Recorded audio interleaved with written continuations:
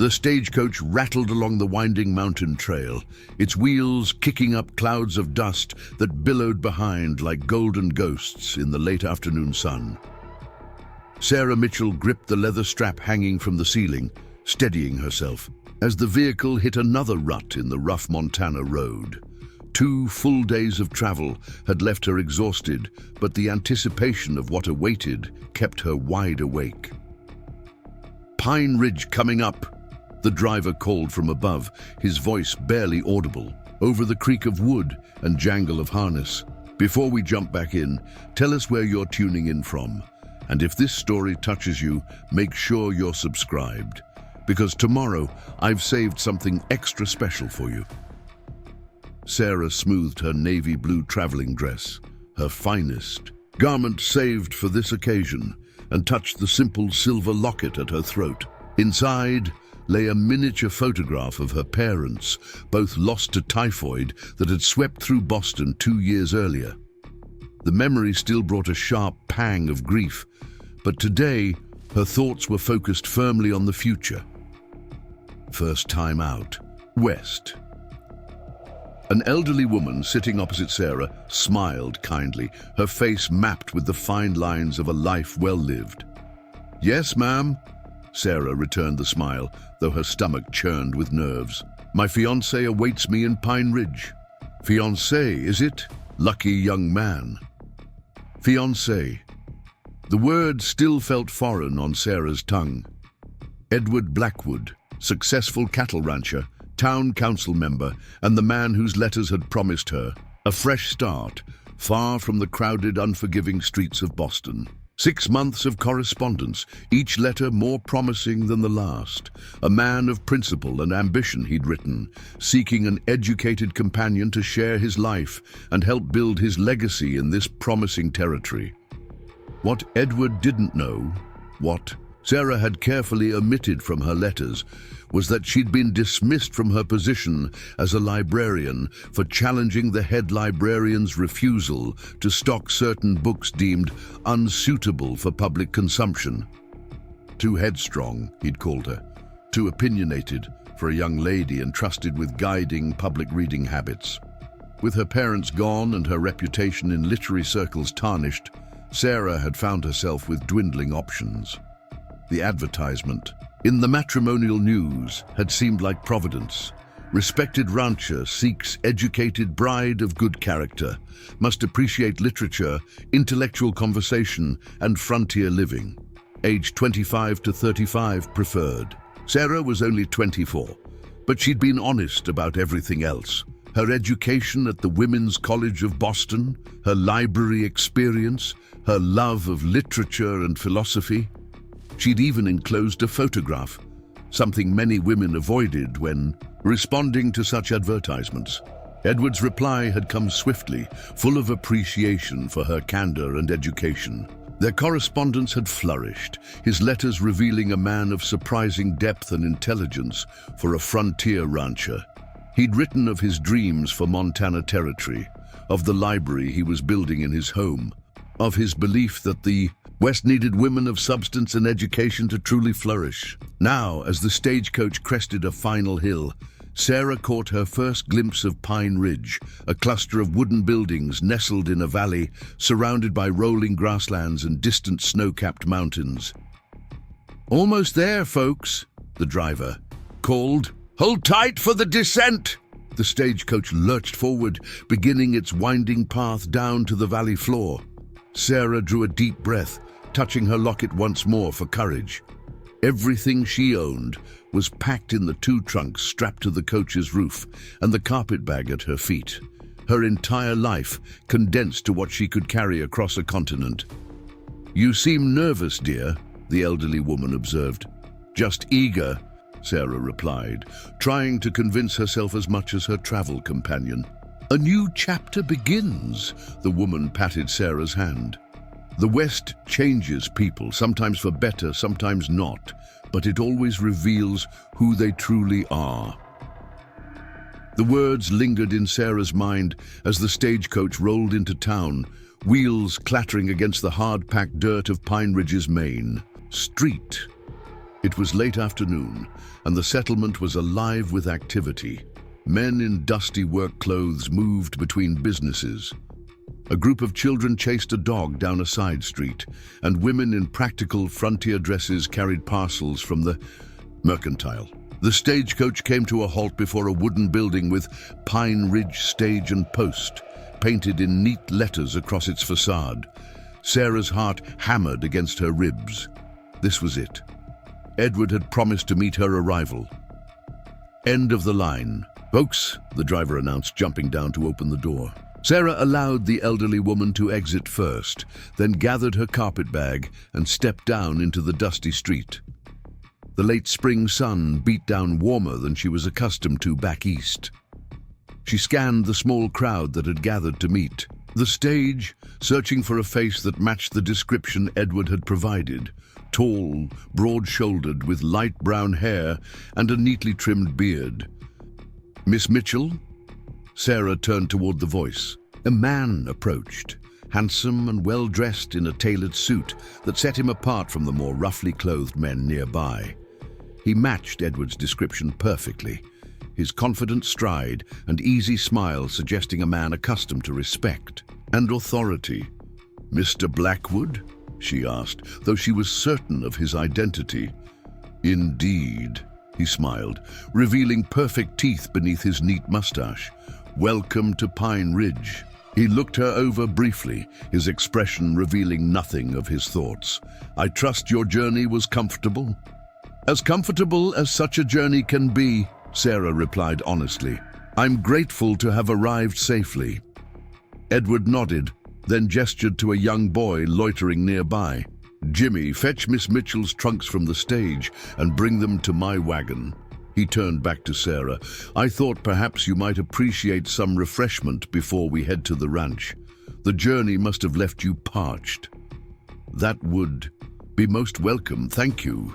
Sarah smiled, relieved by his thoughtfulness.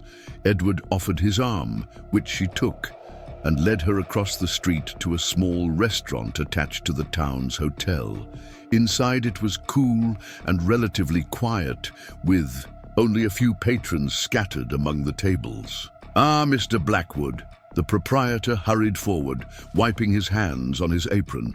"Your usual table is ready, sir." Edward guided Sarah to a corner table, waiting until she was seated before taking his own chair. A waitress quickly brought water and coffee without being asked, clearly familiar with Edward's preferences. "The special for the lady," Edward told the waitress, "and my usual." When they were alone, Edward studied Sarah with greater care, his gaze analytical rather than warm. "You're younger than I expected," he remarked. Sarah felt heat rise to her cheeks. "I mentioned I was 24 in my second letter," she said carefully. "Did you? Perhaps I misremembered." He sipped his water. "No matter. You're as lovely as your photograph suggested." "Thank you," Sarah replied, uncertain how to respond to the clinical nature of his compliment. "Your letters described the beauty of this territory, but they hardly did it justice. The landscape is breathtaking." "It's a land of opportunity," Edward agreed, his expression brightening with genuine enthusiasm. "Montana will achieve statehood within our lifetime. Mark my words, those of us here now, building civilization from wilderness, we're laying the foundation for greatness." This was the Edward she had come to know through his letters, passionate, visionary, articulate. Sarah felt herself relax slightly. Perhaps his initial reserve was simply the awkwardness of their first meeting. "I've been preparing the ranch house for your arrival," he continued. "My housekeeper, Mrs. Winters, has aired out the east bedroom for you until the wedding." Sarah nodded, taking a sip of water to hide her sudden nervousness at the mention of their impending marriage. "When do you envision the ceremony taking place?" she asked, trying to keep her voice steady. "Reverend Mills can perform the service this Sunday," Edward replied matter-of-factly. "I've already spoken with him. Nothing elaborate, of course, but respectable. The ladies of the town have been quite curious about my mail-order bride." The phrase struck Sarah like a physical blow. Mail order bride. Was that how he viewed her? How the town viewed her? In her mind, they were two educated people who had formed a connection through thoughtful correspondence and decided to build a life together. Preparing and narrating this story took us a lot of time, so if you are enjoying it, subscribe to our channel. It means a lot to us. Now back to the story. "I see," she said, choosing her words carefully. "I had thought perhaps we might take some time to become better acquainted in person before proceeding with the wedding." Edward's eyebrows rose slightly. "You've traveled over 1,000 miles. To marry me, Miss Mitchell, having second thoughts already?" "Not at all," Sarah assured him quickly. "I simply thought—" "My ranch is 15 miles from town," Edward interrupted, his tone gentle but firm. "It would be improper for you to stay there unwed for any significant period. Think of your reputation and mine." Of course, he was right. Sarah knew the social constraints as well as anyone. Still, something in his assumption of control, however reasonable, pricked at her independence. Their food arrived, momentarily pausing the conversation. Sarah used the interruption to gather her thoughts. The meal was simple, but well prepared. Roast beef, potatoes, and fresh bread. She realized suddenly how hungry she was after the long journey. "Tell me, Miss Mitchell," Edward said after they had eaten in silence for a few minutes, "what do you think of the women's suffrage movement that's gaining such attention back east?" The question surprised her. "I believe strongly in a woman's right to vote," she answered honestly. "Education and enfranchisement go hand in hand. One cannot truly educate half the population while denying them a voice in their governance." Edward's expression tightened almost imperceptibly. "A progressive view. Montana Territory has already granted women the vote, has it not?" Sarah countered. "That suggests a progressive spirit here that I find admirable. A political necessity, more than a moral position," Edward clarified. "We need to attract more women to the territory for it to thrive. But a woman's true influence should be exercised in the home. Don't you agree? Shaping the next generation, supporting her husband's endeavors." Sarah set down her fork, something cold settling in her stomach that had nothing to do with the food. "I believe a woman's intelligence and capabilities need not be confined to domestic matters," she said carefully. "Though I certainly value the importance of home and family." Edward studied her, his earlier warmth noticeably cooled. "You speak with unusual conviction for a lady." "I was hired as a librarian precisely for my conviction," Sarah replied, unable to keep a hint of pride from her voice. "My patrons thrived under an approach that encouraged them to think critically rather than simply absorb whatever was put before them." "And yet you are no longer a librarian," Edward observed. "Your letters mentioned a change in circumstances, but were vague on details." The conversation was veering into dangerous territory. Sarah took a sip of water, buying herself a moment. "The head librarian and I had differing philosophies on literature," she said finally. "He preferred traditional selections. I advocated for more contemporary works." "And your advocacy cost you your position," Edward concluded, his tone making it clear this was not a positive assessment. "Yes," Sarah admitted, seeing no point in denial. Edward dabbed at his mouth with a napkin, his expression now plainly troubled. "Miss Mitchell, I value honesty above all else. It seems to me you've omitted significant details about your temperament in our correspondence." "I've been entirely honest about my beliefs and values," Sarah protested. "My letters shared my thoughts on literature, philosophy, education, but not that you're the sort of woman who argues with her superiors to the point of dismissal," Edward interrupted. "Not that you hold views that most would consider unfeminine in their assertiveness." Sarah felt heat rise to her face, this time from indignation rather than embarrassment. I don't recall you asking about my level of assertiveness, Mr. Blackwood. You expressed admiration for my education and intellect. Intellect in a woman is admirable when properly directed, he replied stiffly. But there's a difference between an educated mind and an argumentative nature.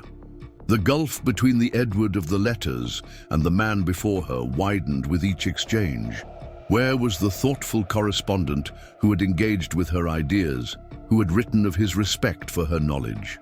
Perhaps, Sarah suggested, struggling to keep her voice level, we both made assumptions in our correspondence that reality has not borne out. Edward's jaw tightened.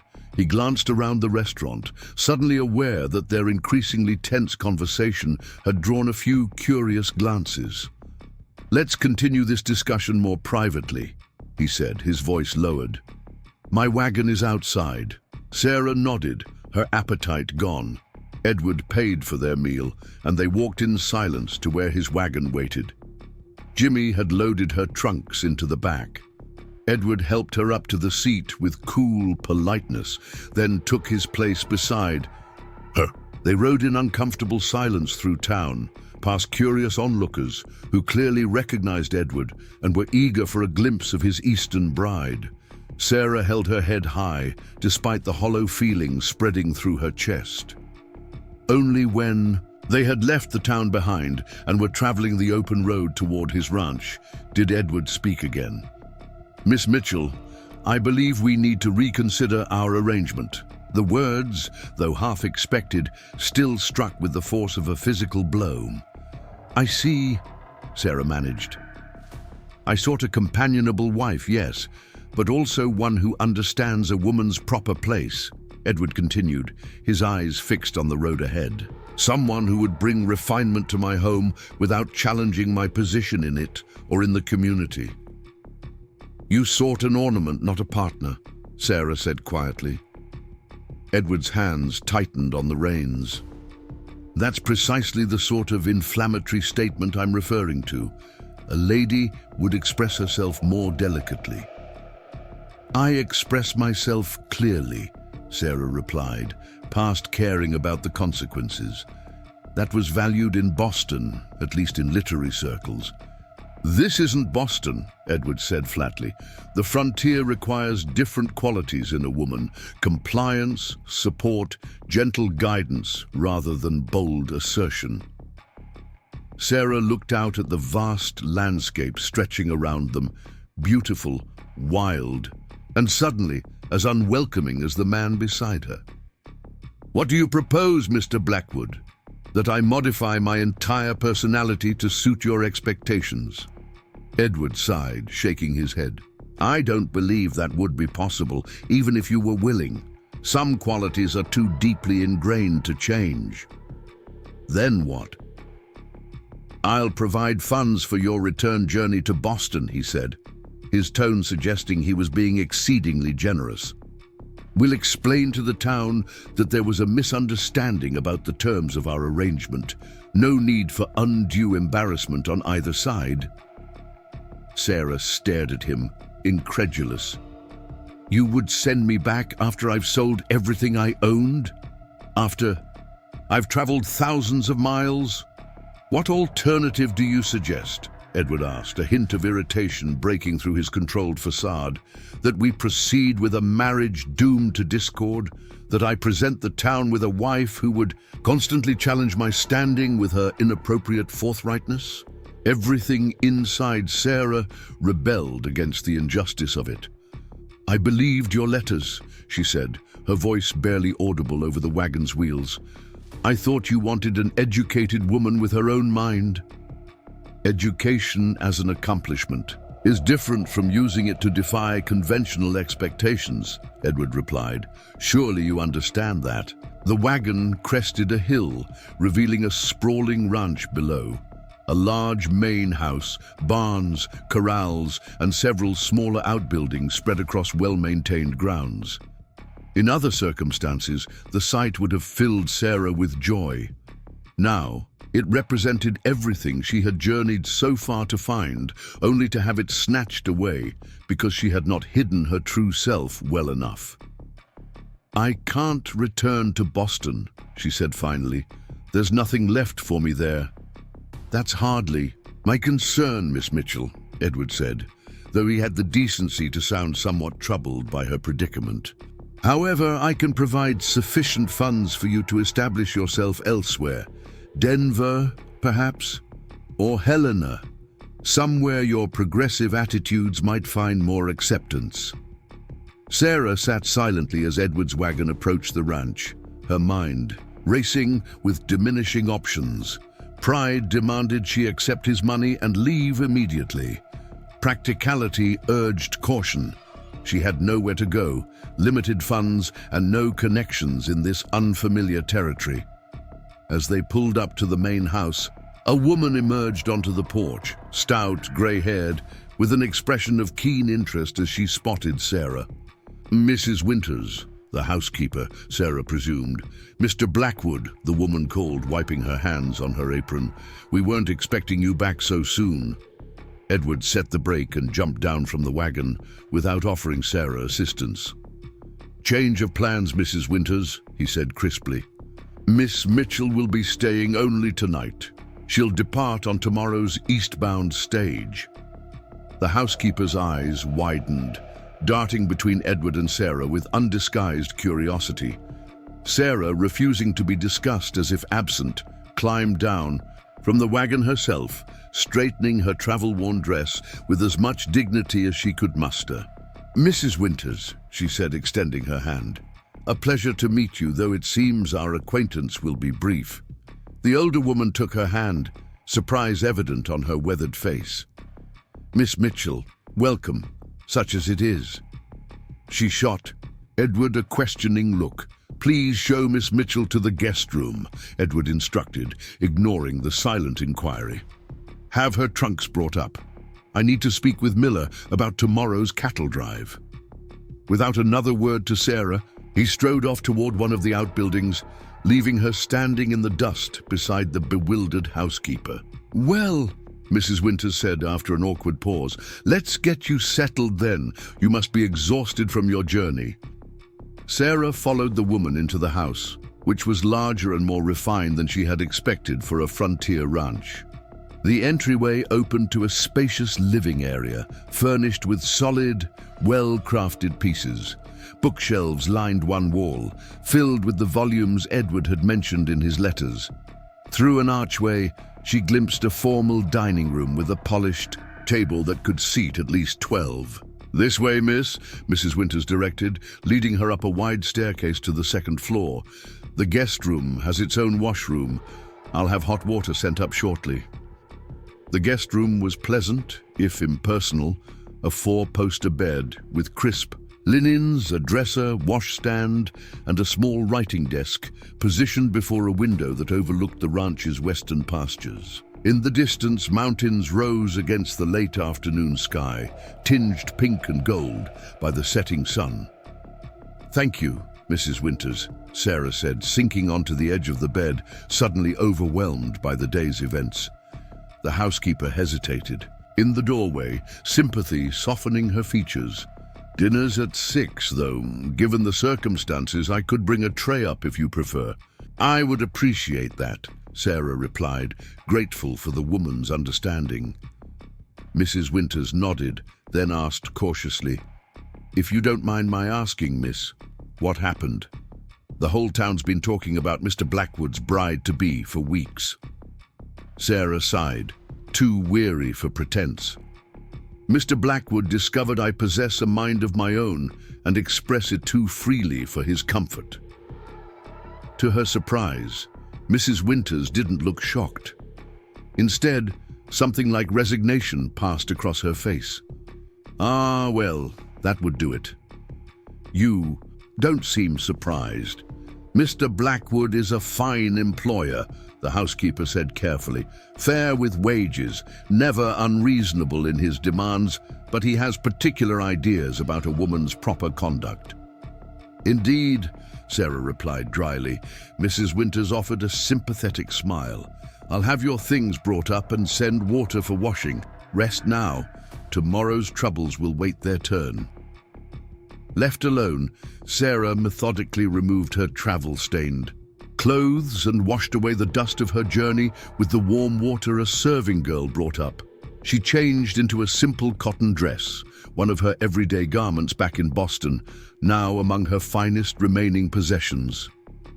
Sitting at the small desk, she took stock of her situation with the clear-eyed practicality that had seen her through previous hardships. She had $178 in her purse, her entire savings after purchasing the stage ticket west. Edward had promised funds for her return journey, but even if she accepted his money, what awaited her in Boston? No position, no family, and now an even more tarnished reputation as a rejected bride. Denver, perhaps, as Edward had suggested, or Helena. Both cities were growing and might need an educated woman. Though without references, securing a librarian position would be challenging. But at least in larger cities, there might be other opportunities for an educated woman that didn't exist. In smaller communities, a knock at the door interrupted her thoughts. Mrs. Winters entered with a tray, roast chicken, potatoes, fresh bread, and a slice of apple pie. "You've been most kind, Mrs. Winters," Sarah said, as the woman set down the tray. "Thank you." "It's nothing," the housekeeper replied, but her expression suggested she had more to say. She hesitated, then added, "Mr. Blackwood mentioned you were a librarian back east." "Yes, for 3 years at the Franklin Library in Boston." Mrs. Winters nodded thoughtfully. "Well, eat while it's hot. Ring if you need anything else." After she'd gone, Sarah ate mechanically, barely tasting the well-prepared food. As darkness fell outside her window, she felt more alone than she had even after her parents' deaths. Then, at least, she'd been in familiar surroundings with neighbors and colleagues who, if not close friends, were at least known quantities. Here she was utterly adrift in unfamiliar territory, rejected by the one person she'd counted on for security. Sleep eluded her that night, her mind churning with possibilities and contingencies. By dawn, she had made a decision. She would accept Edward's money, pride be damned, and take the stage to Helena. There she would seek lodging in a respectable boarding house and look for work of any kind that might sustain her while she sought a more permanent position. The early morning sun was just cresting the eastern hills when Sarah, fully dressed and composed, descended the stairs. She found Mrs. Winters in the kitchen, kneading dough for the day's bread. "You're up early, Miss Mitchell," the housekeeper observed. "Breakfast won't be ready for another hour." "I couldn't sleep," Sarah admitted. "Is Mr. Blackwood awake?" "He left at first light," Mrs. Winters replied. "There's a problem with the north pasture fence. He said to tell you he'd return mid-morning to take you to town for the stage." Disappointment and relief mingled in Sarah's chest. She had hoped to conclude their business quickly, to end this unfortunate chapter with dignity and move forward. Now she faced hours of awkward waiting. "I see," she said. "Well, perhaps I might walk the grounds while I wait. I'd like to see a bit of the ranch before I leave." Mrs. Winters glanced out the window. "It's a fine morning for it. Just stay within sight of the house. It's easy for city folk to misjudge distances out here." Sarah thanked her and stepped outside into the crisp morning air. The ranch looked different in the early light, more vibrant, alive with activity. Ranch hands moved between the barn and corral, horses nickered from the stables, and in the distance, cattle grazed on the verdant pastures. It was beautiful, this life Edward had built. Sarah felt a pang of regret, not for the loss of Edward himself. Their brief interaction had extinguished any romantic notions, but for the life she had imagined here. Teaching, perhaps, starting a small school for the ranch hands' children, and neighboring families, tending a garden, keeping a library, becoming part of a community unlike any she'd known in Boston. Lost in thought, Sarah wandered toward a small meadow near the main house where wildflowers grew in cheerful profusion. As she approached, she heard a child's voice, high and distressed. "Please, Daisy, be careful. You'll fall."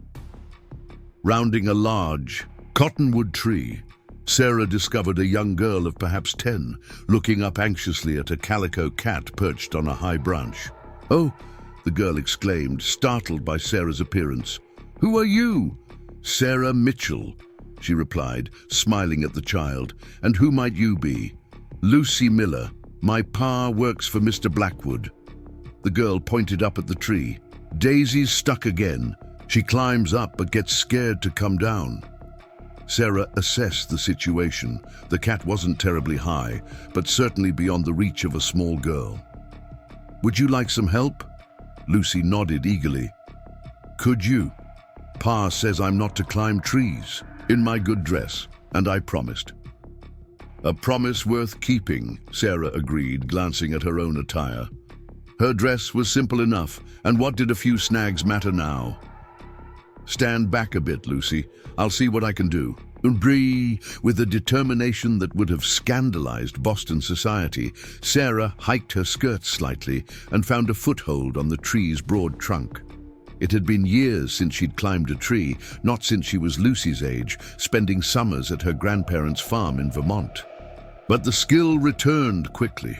Careful step by careful step, she made her way up to where the calico cat watched her approach with wary yellow eyes.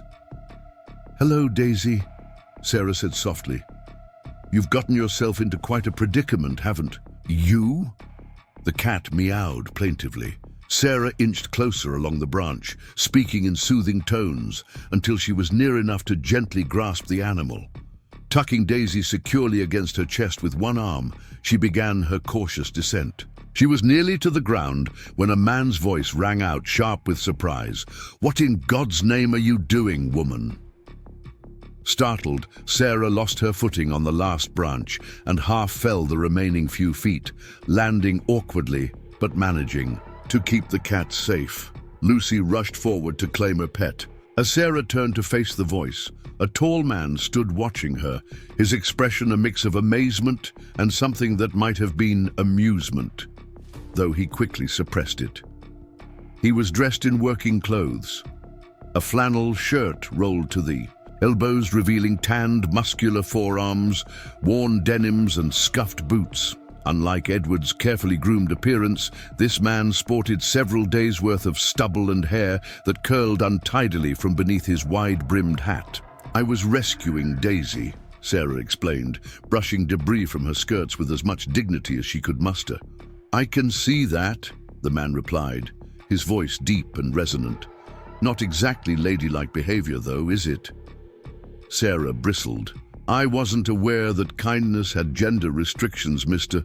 Cooper, James Cooper." He studied her with undisguised curiosity. "And you must be Blackwood's mail-order bride." "Miss Mitchell," she corrected firmly. "And as it happens, I'm not to be Mr. Blackwood's bride after all." Something flickered in James Cooper's eyes. Surprise, certainly, but something else, too. "Is that so?" "Mr. Cooper," Lucy piped up, cradling her rescued cat. "Miss Mitchell climbed all the way up to the scary branch. She wasn't afraid at all." James's gaze softened as he looked at the child. "So I saw, Lucy. That was very brave of her." He glanced back at Sarah, a hint of genuine respect in his expression now. "Thank you for helping her. Lucy's father would be heartbroken if anything happened to that cat. It was her mother's before she passed." The simple statement shifted something in the atmosphere between them. Sarah felt her defensiveness ebb slightly. "I was happy to help." Daisy seemed quite distressed. "Lucy, you should head home now," James said gently. "Your pa will be looking for you." The girl nodded, thanked Sarah again, and scurried off. Toward one of the smaller houses visible in the distance, the cat secure in her arms. Alone with James Cooper, Sarah became acutely aware of her disheveled appearance. Her dress snagged in places, her hair loosened from its pins, smudges of bark probably marking her hands and face. "Are you hurt?" he asked, his gruff manner softening slightly. That was quite a drop at the end. My dignity suffered more than my person, Sarah replied truthfully, though I may have twisted my ankle slightly. James took a step forward, concern evident. Let me help you back to the house. That's not necessary, Mr. Cooper. I can manage. He raised an eyebrow. Stubborn, aren't you? Independent, she corrected, though without rancor. There's a difference. A smile tugged at the corner of his mouth, a genuine smile that reached his eyes, unlike Edward's practiced social expressions. So there is. Still, the ground's uneven here. At least take my arm. Sarah hesitated, then nodded, accepting the support he offered. His arm was solid beneath her hand, steady as they began walking slowly toward the main house. So, if you don't mind my asking, James said, after a moment, why aren't you Blackwood's bride, after all? You only just arrived yesterday, from what I hear. Sarah considered deflecting the question, but found herself oddly inclined toward honesty with this stranger. Mr. Blackwood discovered I possess opinions and express them too freely for his comfort. James let out a short laugh, then quickly sobered. My apologies, Miss Mitchell. It's just that sounds exactly like Edward. You know him well? Sarah asked, curious about the apparent familiarity. James's expression grew more guarded. I own the adjoining property, Whispering Pines Ranch. Our dealings are primarily related to water rights and grazing boundaries. Something in his tone suggested a more complicated history than simple neighbors, but Sarah didn't press. They walked in silence for a few moments before he spoke again. What will you do now? Take the stage to Helena, she replied. Seek employment there, as a librarian. He glanced at her, surprised by his perception. How did you know I taught? You have that look about you, he said, a hint of smile, returning, like you're constantly evaluating whether something might be catalogued. Sarah laughed, despite herself. Yes, well, librarianship is my profession, though whether Helena will have use for a female librarian without references remains to be seen. Yadee. They had reached the main house now. James released her arm, stepping back respectfully. Miss Mitchell, Whatever he'd been about to say was interrupted by the sound of approaching hoofbeats. They both turned to see Edward riding toward them, his expression darkening as he recognized James. Cooper, he said coldly as he dismounted, what are you doing on my property? Helping Miss Mitchell back to the house, James replied, his earlier warmth replaced by a cool formality that matched Edward's tone. She took a fall, rescuing Lucy Miller's cat. Edward's gaze swept over Sarah, taking in her disheveled appearance, with obvious disapproval. I see. Well, your assistance is no longer required. I'll escort Miss Mitchell from here. James nodded stiffly. Of course. He turned to Sarah, touched the brim of his hat respectfully. Good day, Miss Mitchell. Safe travels to Helena. Thank you for your assistance, Mr. Cooper, she replied, oddly reluctant to see him go.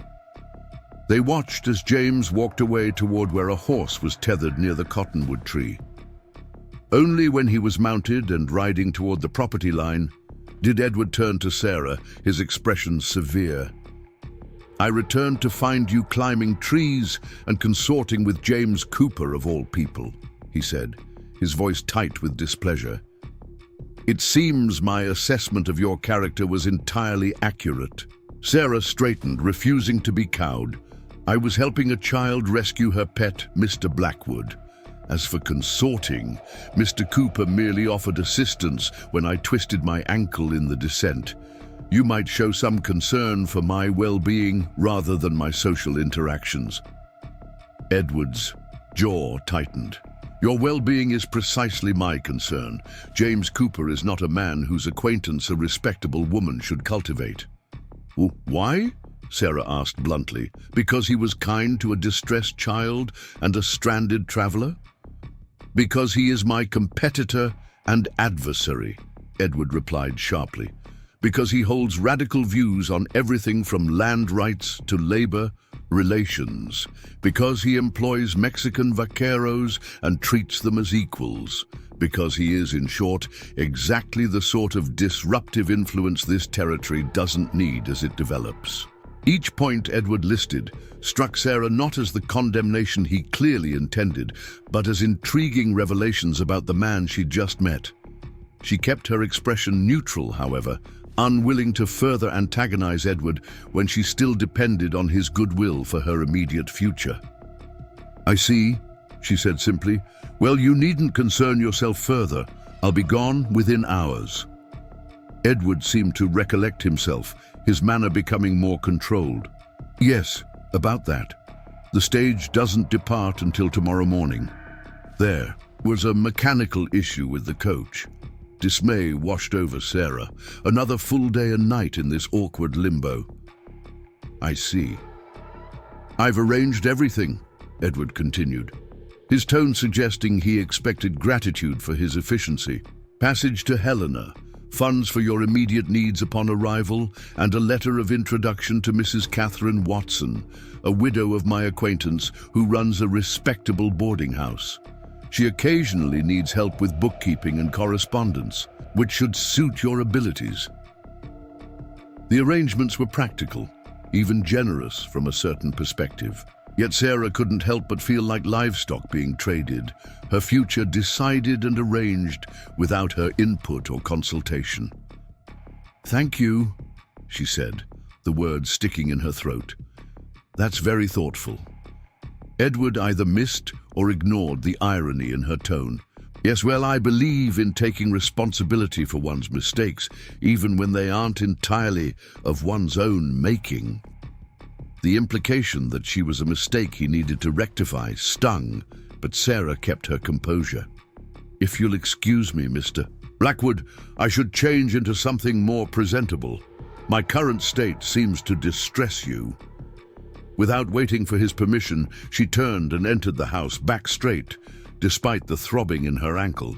She passed Mrs. Winters in the hallway, the housekeeper's concerned gaze following her as she climbed the stairs to the guest room.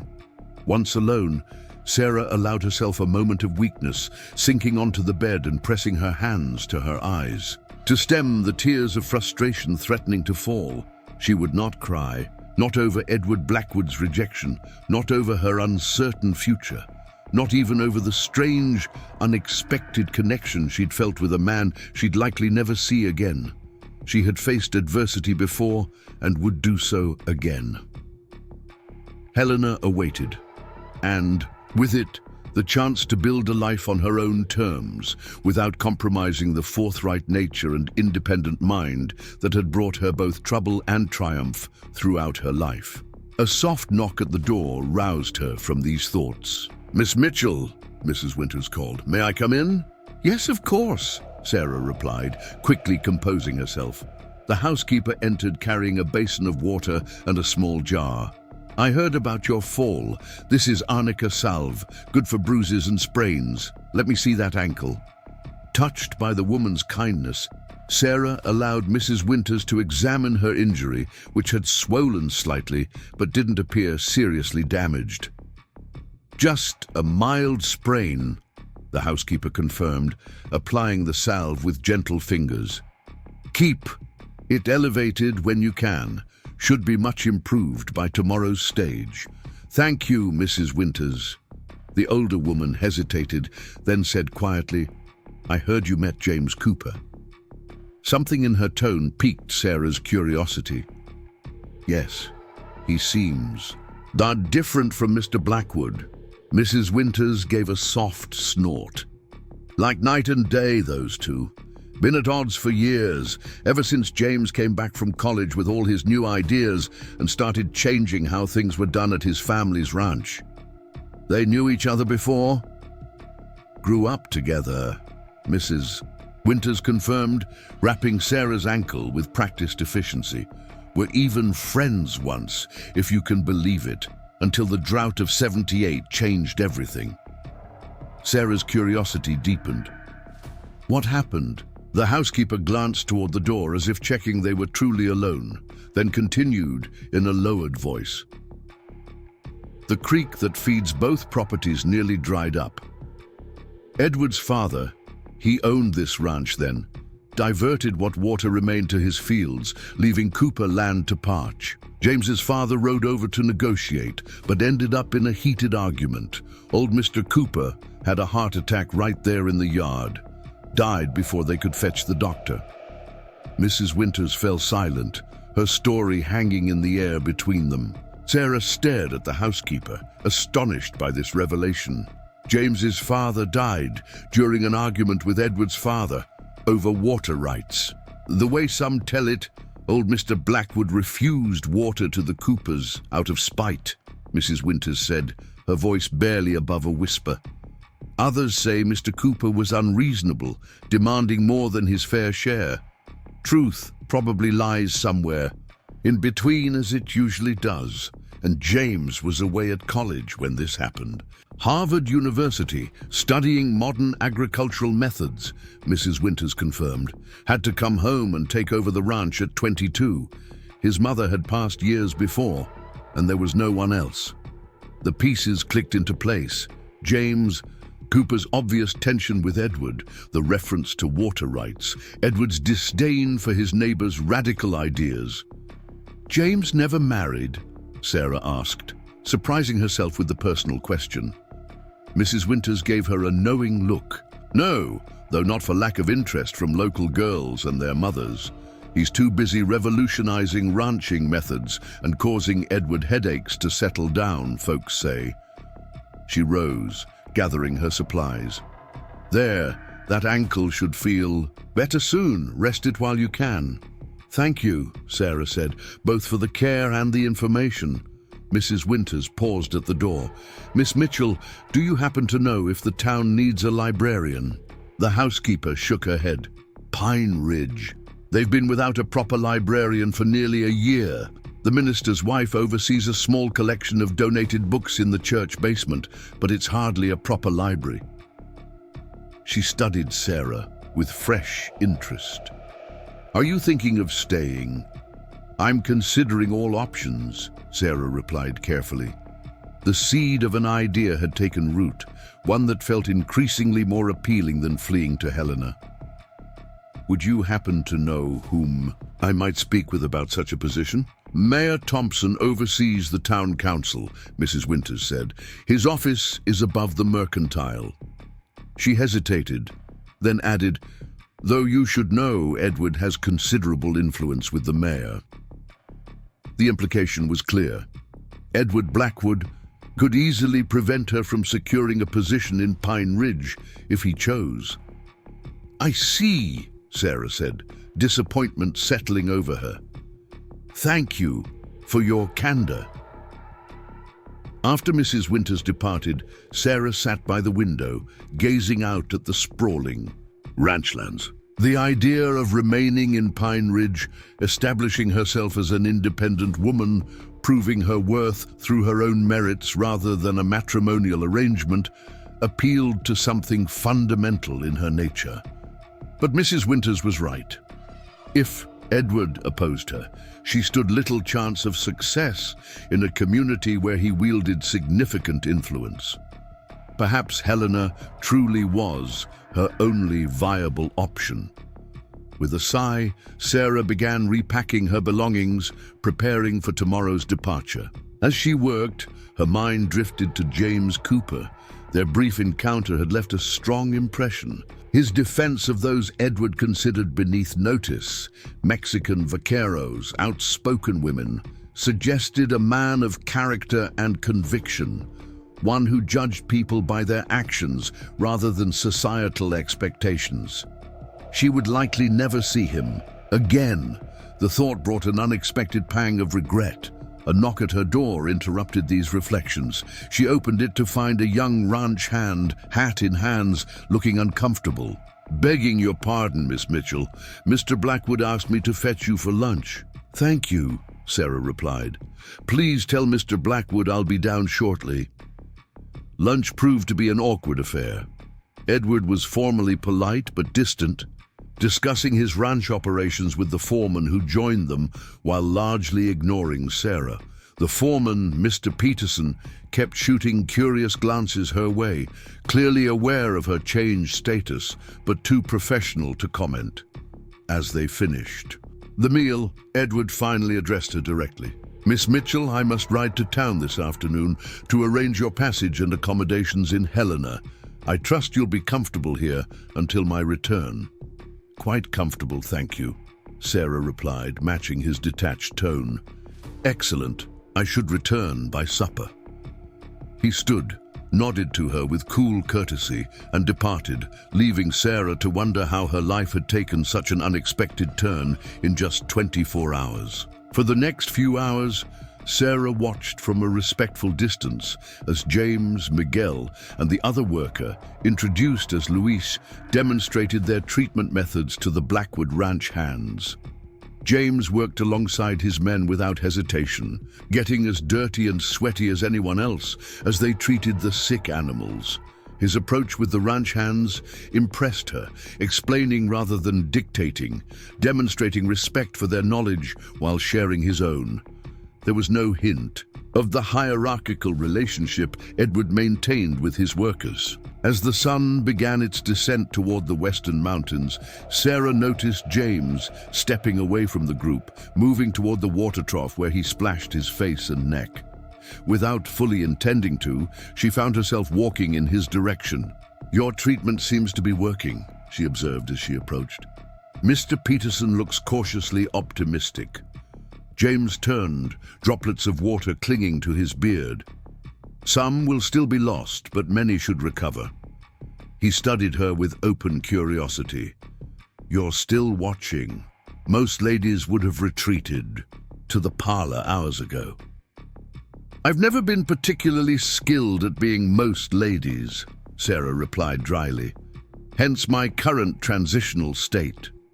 A smile tugged at his mouth. "Blackwood's loss, if you don't mind my saying so." "That remains to be seen," she said, "though I admit I'm grateful not to be entering a marriage where I'd need to diminish myself to maintain harmony." "Diminish yourself?" James repeated, his expression darkening. Is that what he expected? Mr. Blackwood sought a wife who understood her proper place, Sarah explained, surprised by her own candor with this virtual stranger. My tendency to express opinions directly proved incompatible with his vision. James shook his head, genuine dismay evident in his features. The West needs strong women, Miss Mitchell, the kind who speak their minds and face challenges head-on. The frontier doesn't survive on delicate sensibilities. The conviction in his voice stirred something in Sarah, a resonance with her own beliefs that she'd rarely encountered, especially in a man. You employ Mexican workers, she noted, changing the subject slightly. Mr. Blackwood seemed to find that objectionable. Miguel and Luis are skilled vaqueros, James replied simply. Their expertise with cattle exceeds most of the white hands I could hire. I judge men by their abilities and character, not their origins. A progressive view. A practical one. He shrugged. Though I suppose that makes me a radical in some eyes. They fell silent for a moment, each aware of the unusual ease of their conversation, despite their brief acquaintance. Helena will be fortunate to gain such a forthright librarian, James said finally, a note of regret in his voice. Before Sarah could respond, the sound of approaching horses interrupted them. Edward Blackwood rode into the yard, accompanied by the ranch hand who had been sent to fetch him. His expression darkened as he took in the scene. James Cooper on his property, his men working alongside Cooper's Mexican vaqueros, and Sarah engaged in what appeared to be friendly conversation with his rival. Edward dismounted in one fluid motion, striding toward them with barely contained anger. What is the meaning of this, Peterson? He demanded of the foreman, who hurried to meet him. As Peterson explained the situation, Edward's gaze kept darting to Sarah and James, his displeasure evident in the tight line of his mouth. "You should go," Sarah said quietly to James. "This will be difficult enough without your presence inflaming the situation." James hesitated, clearly reluctant to leave her to face Edward's anger. "Will you be all right?" The concern in his voice touched her deeply. "Mr. Blackwood may disapprove of my outspokenness, but he's not a cruel man, just traditional." Still, James lingered. "Miss Mitchell, Sarah, if you ever reconsider Helena..." Edward was approaching now, his conversation with Peterson concluded. James fell silent, turning to face the ranch owner with composed dignity. "Cooper," Edward acknowledged coldly, "I understand I'm to thank you for your unsolicited intervention." "Your cattle were dying, Blackwood," James replied evenly. "I have experience with this particular fever. It seemed neighborly to offer assistance." "Neighborly?" Edward repeated, the word dripping with skepticism, "and had nothing to do with the opportunity to demonstrate your supposedly superior methods to my men." James's jaw tightened, but his voice remained calm. "Believe what you will, the treatment's working. That's what matters." "I'll be the judge of what matters on my ranch," Edward snapped. Then, with visible effort, he moderated his tone. "Nevertheless, thank you for the warning about the outbreak. That much, at least, was considerate." It was clearly the closest thing to gratitude James could expect. He nodded once, accepting the meager acknowledgement. "The treatment will need to continue for the next few days. Miguel can stay behind to show your men the proper administration, if you'll permit it."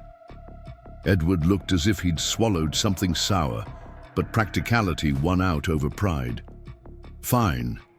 Peterson will arrange accommodations for him." James turned to Sarah, touching his hat respectfully.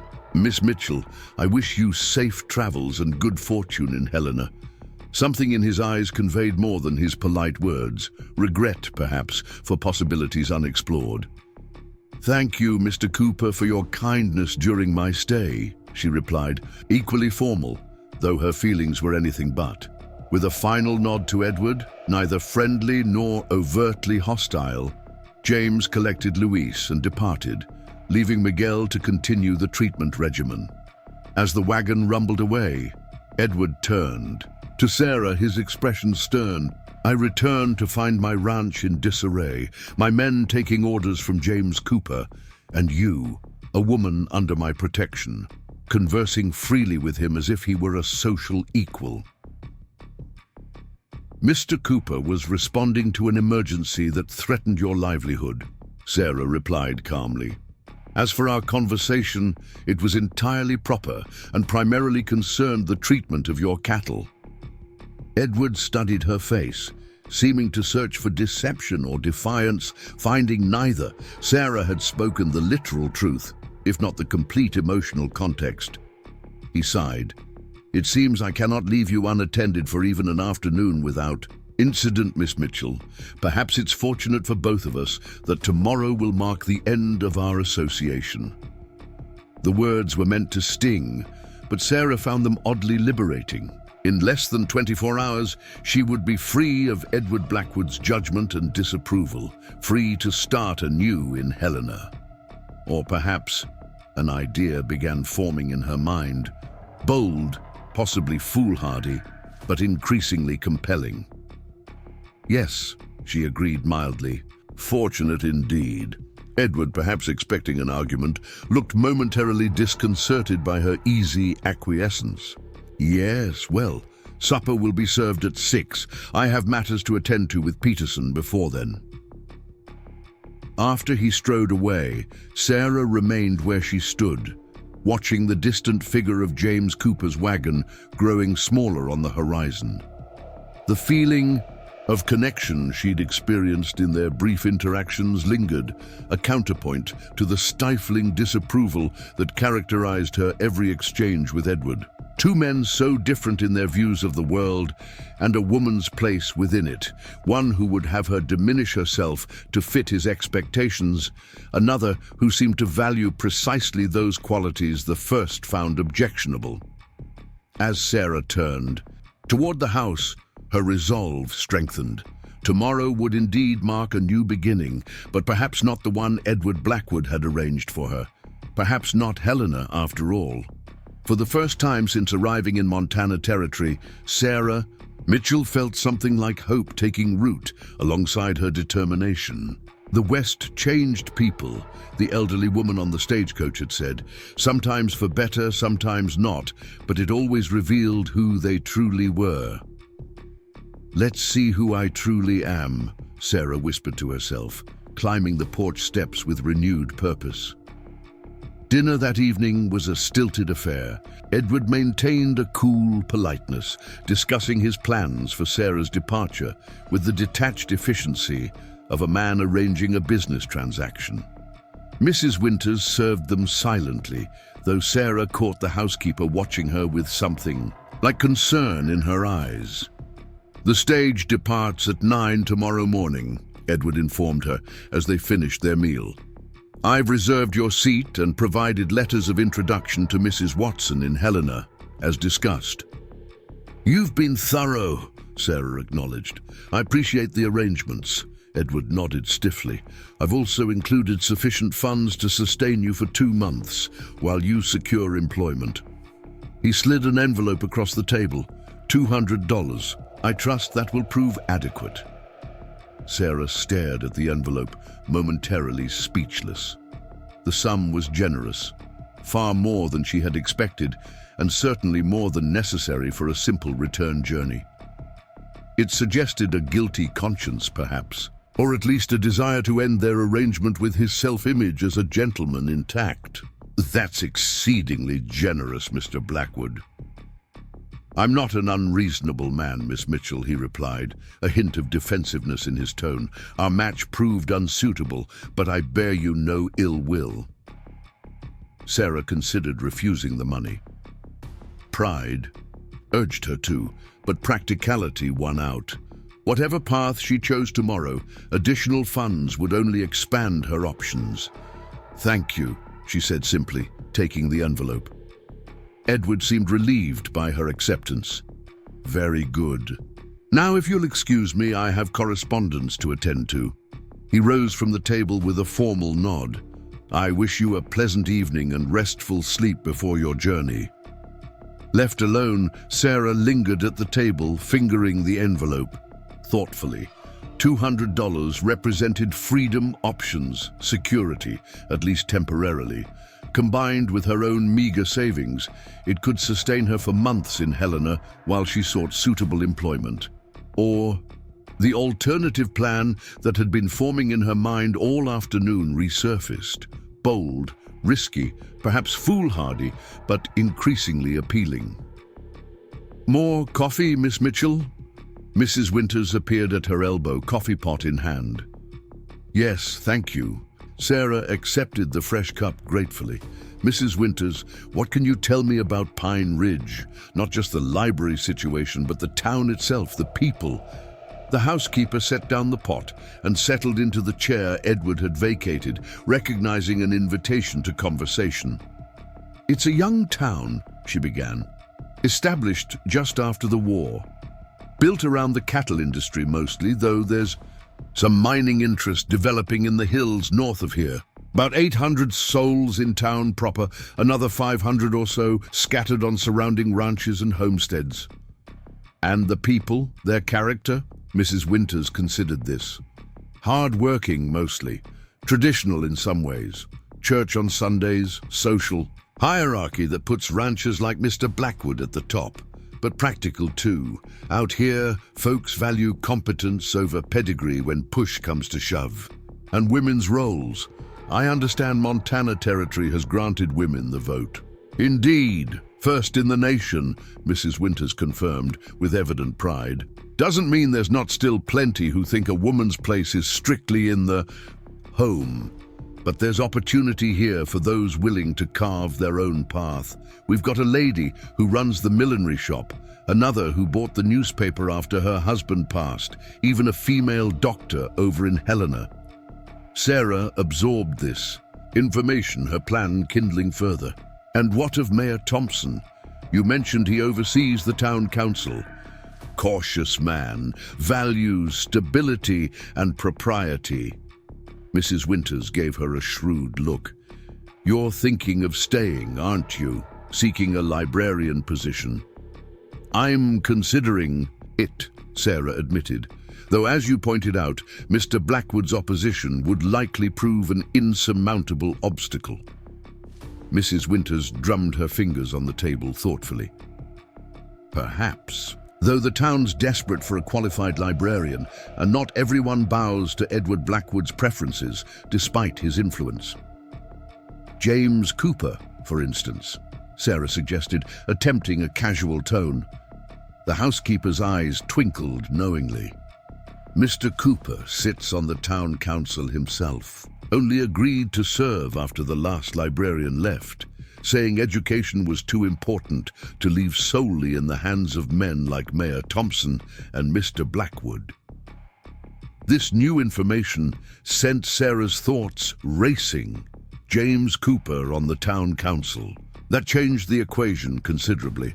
Mrs. Winters, would it be possible for me to ride into town early tomorrow before the stage departs? There are inquiries I'd like to make.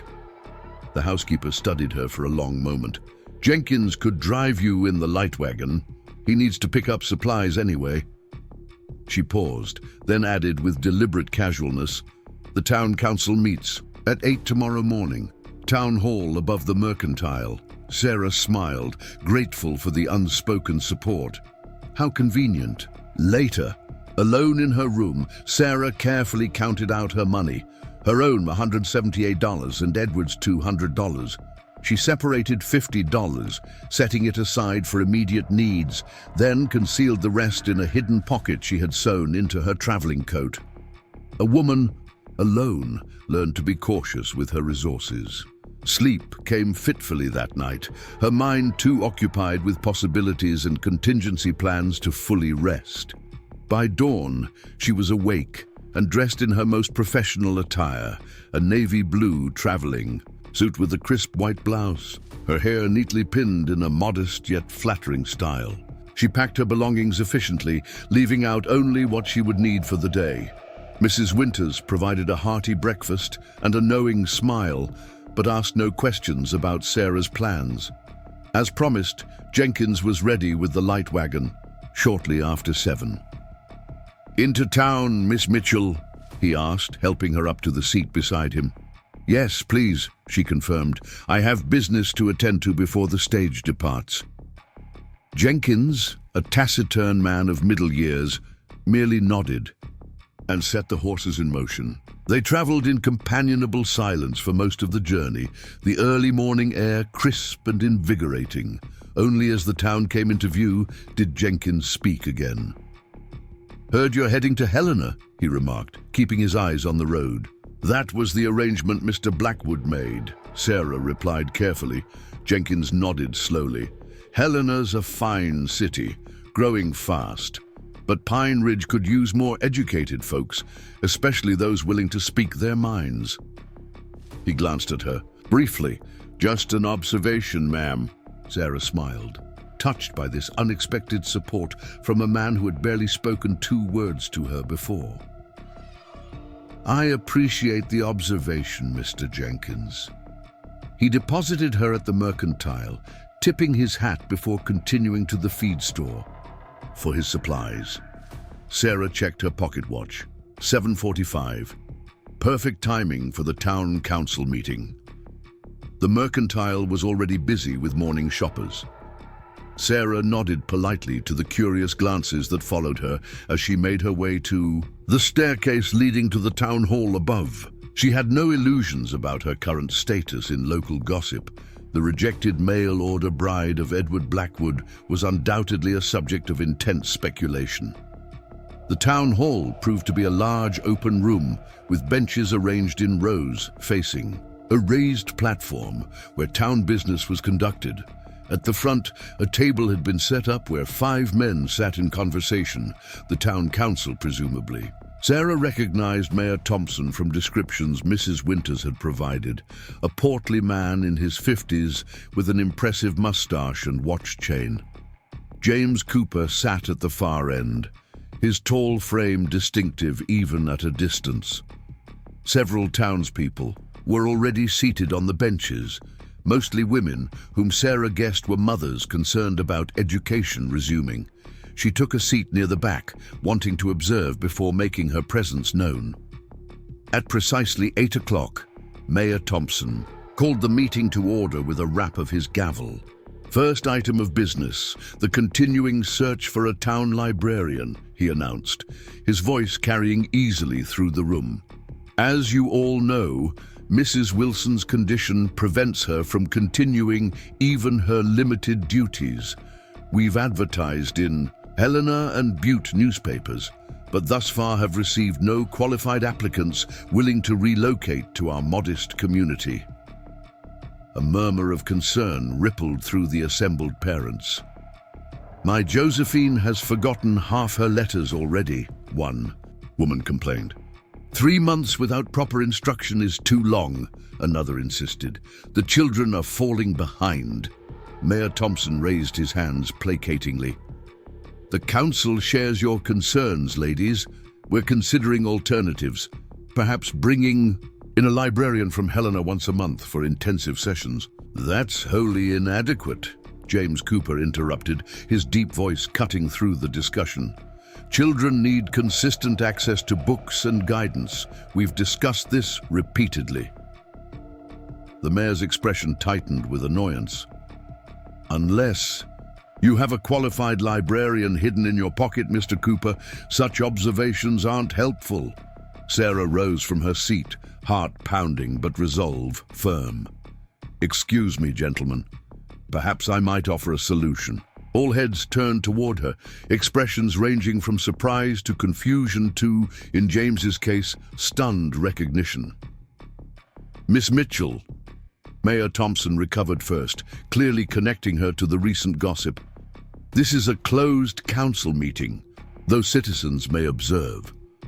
I'm not here merely to observe, Sarah interrupted with calm confidence. I'm here to apply for the librarian position.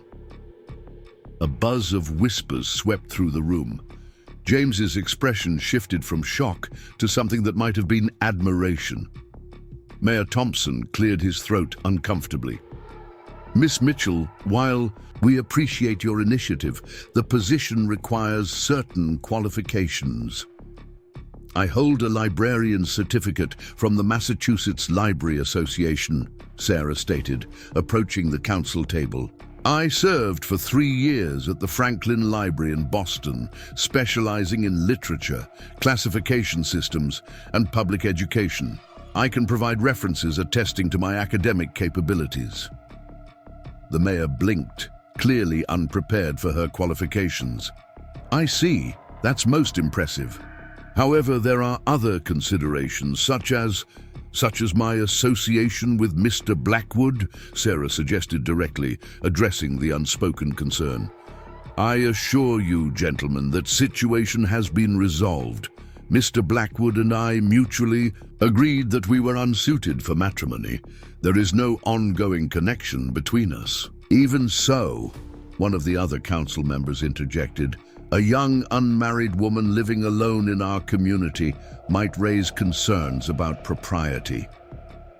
Sarah had anticipated this objection. I understand completely, which is why I would propose boarding with a respectable family in town, perhaps a widow or older couple. I would adhere to the strictest standards of behavior as befits someone entrusted with children's education and moral development. She glanced toward the mothers in attendance, sensing potential allies. I believe most parents would prioritize their children receiving quality instruction over unfounded concerns about my personal circumstances. Hear, hear, one of the women called out, followed by murmurs of agreement from others. James Cooper leaned forward, addressing his fellow council members. Miss Mitchell is exactly what we've been seeking, a qualified educator willing to come to our community. To reject her application based on gossip or outdated notions of propriety would be foolish and contrary to the best interests of our children. Mayor Thompson's expression suggested he found the situation extremely uncomfortable. "Mr. Blackwood is one of our most prominent citizens," he said, lowering his voice, though still audible to those nearby. "He might object to this arrangement."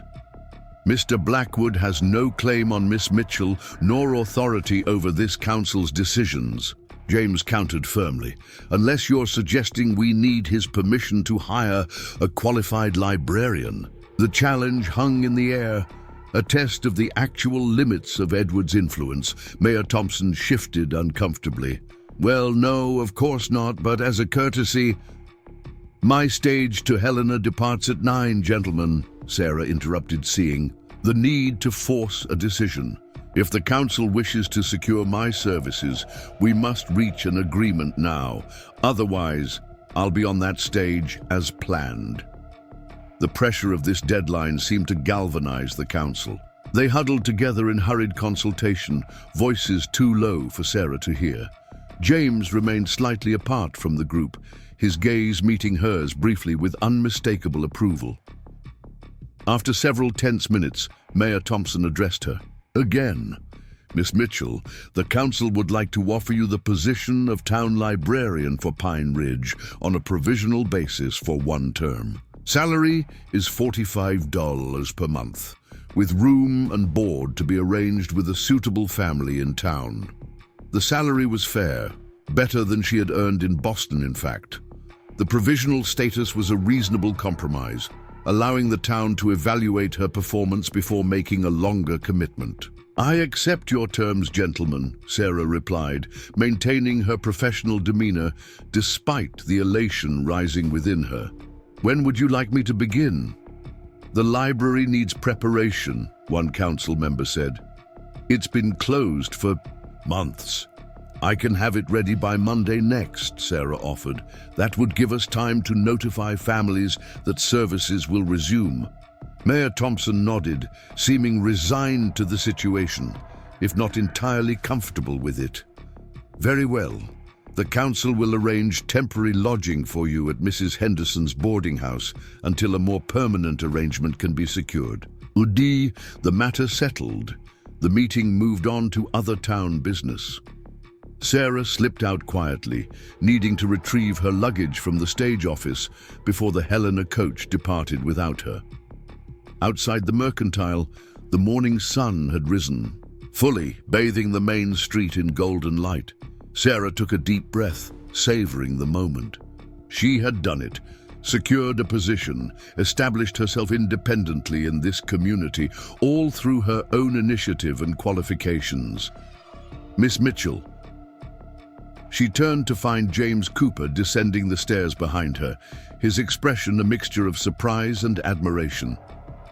"Mr. Cooper," she acknowledged with a smile she couldn't suppress.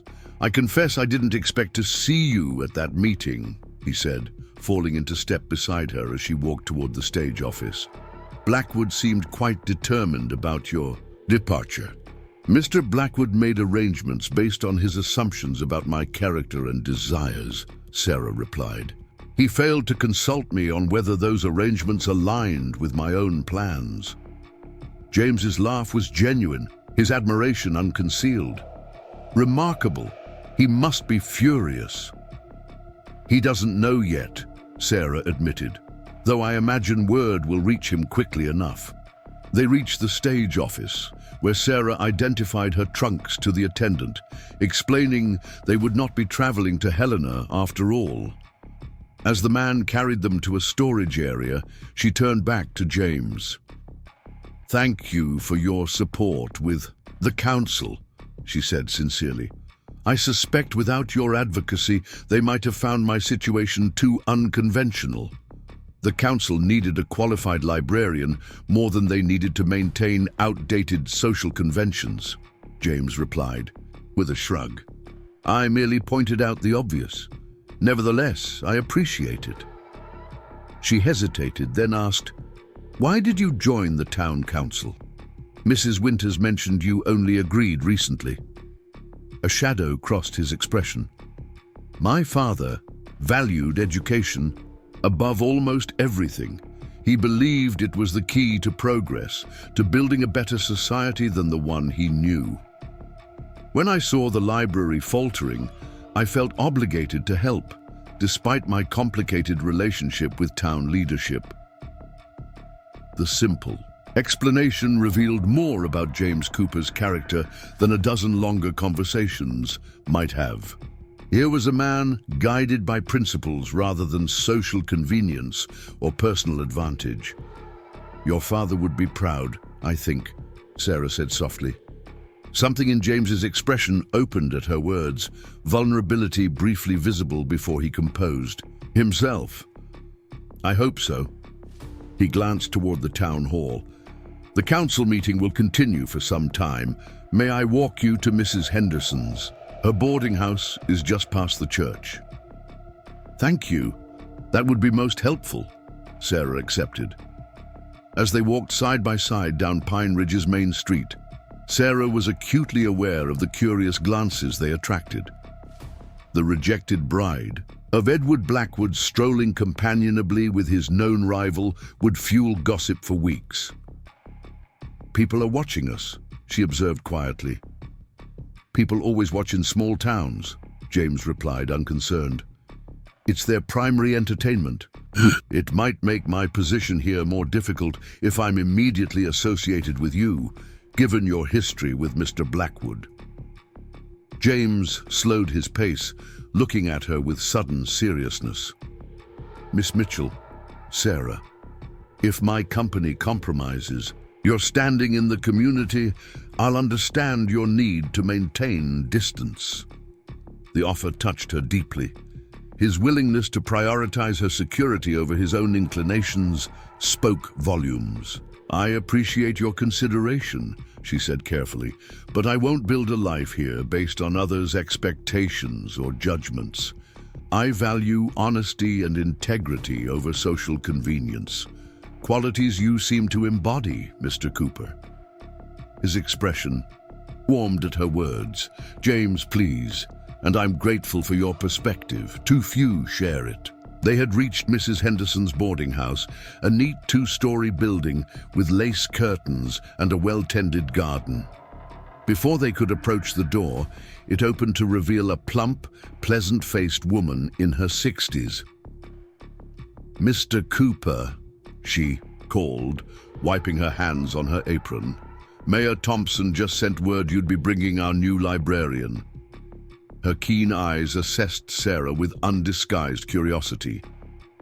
"Miss Mitchell, is it? The mayor mentioned you'd need accommodations until more permanent arrangements can be made." "That's correct, Mrs. Henderson," Sarah confirmed. "I hope it's not an imposition." "Not at all, dear. We've been desperate for a proper librarian. I have 2 grandchildren who need education, something fierce." She beckoned them inside. Come in. I've got coffee brewing and fresh biscuits just out of the oven." As they followed Mrs. Henderson into her tidy parlor, James leaned close to murmur in Sarah's ear, "Be prepared for intense questioning. Martha Henderson is the sweetest soul in Montana Territory, but also the most determinedly curious." Sarah suppressed a smile. "I think I can manage." "I have no doubt," he replied, and the warmth in his voice suggested he meant far more than her ability to handle a landlady's questions. For a moment, their eyes met in shared understanding. 2 independent spirits recognizing something kindred in each other. Whatever came next, Sarah realized she had found at least one true ally in Pine Ridge, and perhaps in time, something more. Mrs. Cooper and Rebecca departed to prepare lunch, returning an hour later with baskets of food for the entire work party. They spread blankets under the cottonwood trees, enjoying a picnic in the pleasant spring sunshine. Sarah found herself seated beside James, both of them leaning against a broad tree trunk as they ate Mrs. Cooper's excellent fried chicken and biscuits. "I've been meaning to ask," James said, keeping his voice low enough for privacy despite the group around them. What changed your mind about Helena? When we parted yesterday, you seemed resigned to leaving. Sarah considered her answer carefully. Several factors influenced my decision. Learning about the town's need for a librarian, certainly, but more fundamentally, she paused, organizing her thoughts. I realized I was allowing others to dictate my path. First the head librarian in Boston, who dismissed me for my progressive methods, then Edward, who rejected me for expressing my opinions too freely. She met his gaze directly. I decided it was time to determine my own course, to build a life, based on my capabilities rather than others' expectations. James nodded, understanding in his eyes. Taking control of your own destiny, there's nothing more essentially Western than that. A smile touched his mouth. Though I suspect Edward Blackwood wasn't pleased to have his carefully arranged plans disregarded. I imagine not, Sarah agreed. Though he's been civil about it, my belongings were delivered to the stage office without incident. Blackwood values appearances above all else, James observed. He'll maintain a gentlemanly facade publicly, whatever his private feelings. Sarah studied James's expression, sensing the deeper history between the two men. Mrs. Winters mentioned the water dispute between your fathers. That must have been difficult for both families. James's face grew somber. My father's death was complicated. The argument with Blackwood's father didn't directly cause his heart failure. The doctor said it had been weakening for years. But the stress of that confrontation certainly didn't help. He absently traced patterns in the dirt beside their blanket. I was at Harvard when it happened, didn't even make it home for the funeral. I'm sorry, Sarah said softly, understanding the weight of such absence. She had at least been present when illness took her parents. Edward and I had been friends as boys, James continued, surprising her with this revelation. Not close, perhaps. His family was always wealthier, more established. But we'd gone fishing together and attended the same small schoolhouse that existed before this library was built. What changed between you, beyond the tragedy? James considered this. Values, I suppose. I returned from college with ideas about modern agriculture, fair treatment of workers, equal opportunity regardless of background. Edward doubled down on traditional hierarchies, white men at the top, everyone else serving their interests. He shrugged. Oil and water. This explanation aligned with Sarah's own observations of both men. Edward represented the established order, comfortable within rigid social structures. James embodied a more progressive vision, valuing merit over tradition. Their conversation was interrupted as Mr. Jenkins approached, needing James's help with a stubborn window frame. Sarah watched as he rose smoothly, moving to assist with practiced competence. There was nothing of the entitled rancher about him. He worked alongside everyone else. His Harvard education evidenced more in his ideas than his airs. The afternoon passed quickly with final touches to the library. By 4 o'clock, the transformation was complete. Sarah stood in the doorway surveying what would become her domain on Monday morning. It looks wonderful, she said to the assembled helpers. I can't thank you all enough for your efforts. Will you need anything else before Monday? James asked, as the others began packing up tools and cleaning supplies. Just to retrieve my teaching materials from my trunks, Sarah replied, and to finalize the book catalog based on what I've learned about the community's needs. I can drive you to the stage office now if you'd like, James offered. My wagon's outside. Sarah accepted gratefully. After bidding farewell to the other volunteers, she joined James in his wagon for the short ride to the stage office where her belongings awaited. The station manager, a thin man with spectacles perched on his nose, raised his eyebrows as they entered together. Miss Mitchell, he acknowledged. And Mr. Cooper. Your trunks are in the storeroom, miss. Need help getting them loaded? Yes. Please, Sarah replied, ignoring his curious glance between her and James. As the manager disappeared into the back room, James leaned close. Town gossip will have us courting by supper time, he murmured, amusement in his voice. I suspect town gossip had us matched the moment I didn't board the Helena stage, Sarah returned dryly. James's laugh was warm and genuine.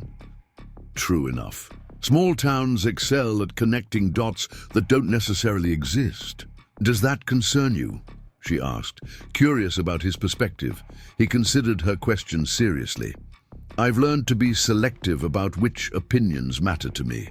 Those who would judge you or me based on gossip rather than character aren't people whose approval I particularly value. It was a liberating viewpoint, one Sarah found herself sharing increasingly. A healthy perspective.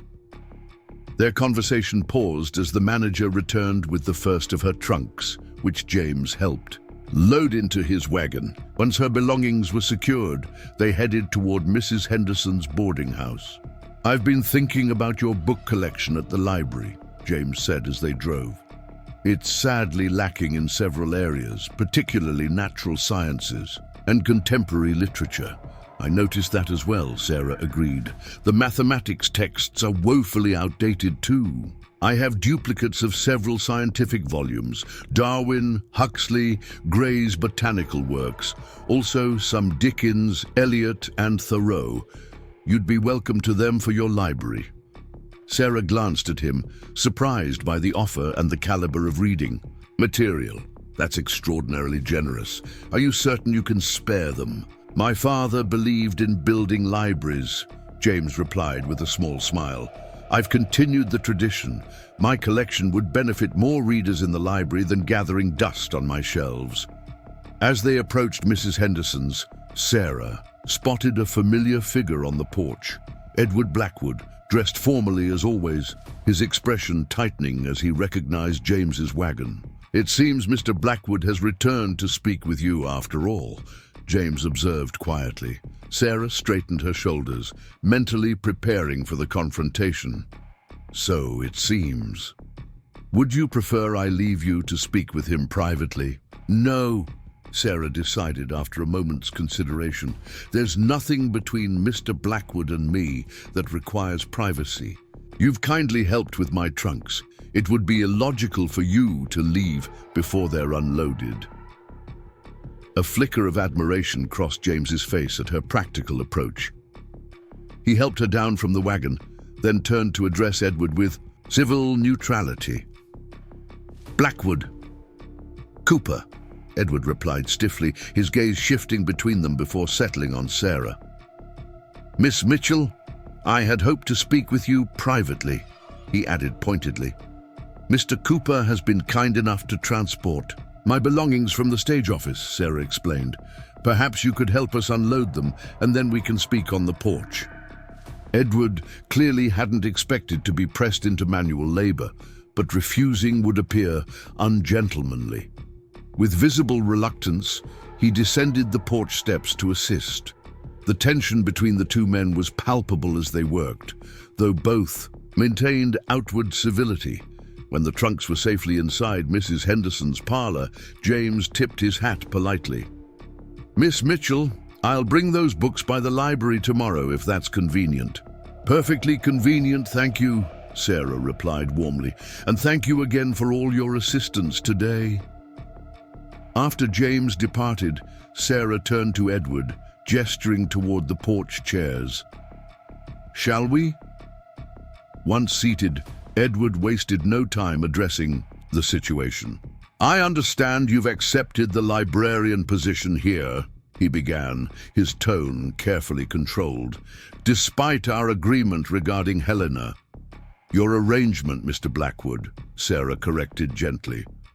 Not our agreement. I never explicitly consented to your plan. Edward's jaw tightened momentarily before he mastered his expression.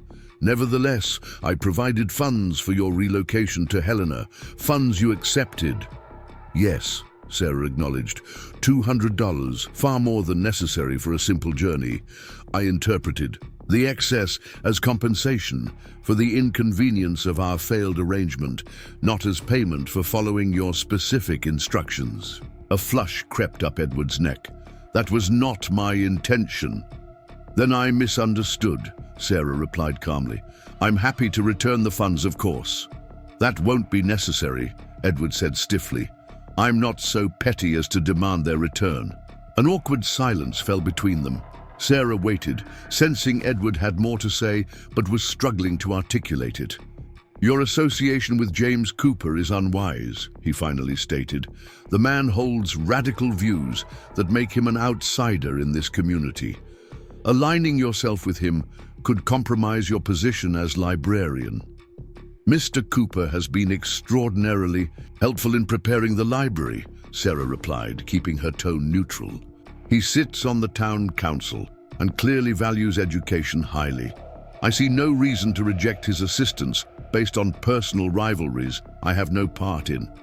Edward leaned forward, his expression earnest. You don't understand the history between us. I understand enough, Sarah interrupted gently. I know about the water dispute, your father's confrontation with his, and Mr. Cooper's subsequent death. I know you and James were childhood friends before circumstances and differing values separated you. Surprise flickered across Edward's face. Cooper told you this? Some. Mrs. Winters provided context as well. Sarah met his gaze directly. Mr. Blackwood, I appreciate your concern for my position here, but I must establish myself based on my own judgment of character and situation, not inherited grievances. Edward studied her for a long moment. You truly are remarkably outspoken, Miss Mitchell. Yes, she agreed simply. It's fundamental to who I am. Something you found objectionable in a potential wife, but might appreciate in a librarian committed to educating this community properly. A reluctant smile touched Edward's mouth. Perhaps. He rose, straightening, his jacket with habitual precision. I won't take more of your time. I merely wanted to ensure you understood the complexities of the situation you've entered. Sarah stood as well. I appreciate the warning, though I believe I'm capable of navigating those complexities. Edward hesitated at the top of the porch steps. One last thing. I've established a small fund for the library. It seemed appropriate given the circumstances. Mayor Thompson will provide details at the next town council meeting. The gesture surprised Sarah. It suggested a capacity for growth she hadn't expected from him. That's remarkably generous, Mr. Blackwood. The community will benefit greatly. Edward nodded once, his expression unreadable, then descended the steps and walked to where his horse waited. Sarah watched him ride away, reflecting on the complex man she had nearly married, rigid in his expectations, yet capable of generosity, traditional in his views, yet willing to support education even when it no longer served his immediate interests. As the sun began its descent toward the western mountains, painting Pine Ridge in gold and amber, Sarah felt a profound sense of rightness settle over her. The path ahead wouldn't be without challenges. Establishing herself as an educator, navigating small-town politics, and perhaps exploring the unexpected connection with James Cooper. But it was a path of her own choosing, not one dictated by others' expectations or limitations. For a woman once rejected for being too outspoken, there could be no greater victory than finding a community where that very quality might become her greatest strength. 3 months passed swiftly. Spring's promise gave way to summer's abundance as Pine Ridge settled into the rhythm of the warmer season. The library flourished under Sarah's guidance, her progressive methods winning over. Even the most skeptical patrons, as children and adults alike, discovered new worlds through books. She had moved from Mrs. Henderson's boarding house into the small but comfortable apartment above the millinery shop, giving her independence while maintaining propriety in the eyes of the community. The space suited her perfectly, Too tidy. Rooms with large windows overlooking the main street, providing both privacy and connection to town life. On this particular July morning, Sarah rose early despite the already mounting heat. She had planned a special reading program for the children, introducing them to the wonders of natural science through carefully selected texts and specimens James had helped her collect from the surrounding countryside. Main Street below was already bustling, ranchers and farmers coming to town for supplies before the day grew too hot. Sarah paused at her window, watching the activity with contentment. Pine Ridge summers had proven hotter than Boston's, but there was a vibrant energy to the season here that she found invigorating. As she prepared to leave, a movement in the street caught her attention. James Cooper was tethering his horse outside the mercantile, his tall figure distinctive even in the growing crowd. Over the past months, their friendship had deepened through regular interactions, library committee meetings, community gatherings, and occasionally shared meals at the town's small restaurant. Nothing improper had occurred between them, but Sarah was too honest with herself to deny the growing warmth she felt in his presence. James treated her neither as a delicate flower to be sheltered, nor as merely a functional educator, but as an equal mind with valuable perspectives. Their conversations ranged from educational philosophy to agricultural innovations, literature to territorial politics.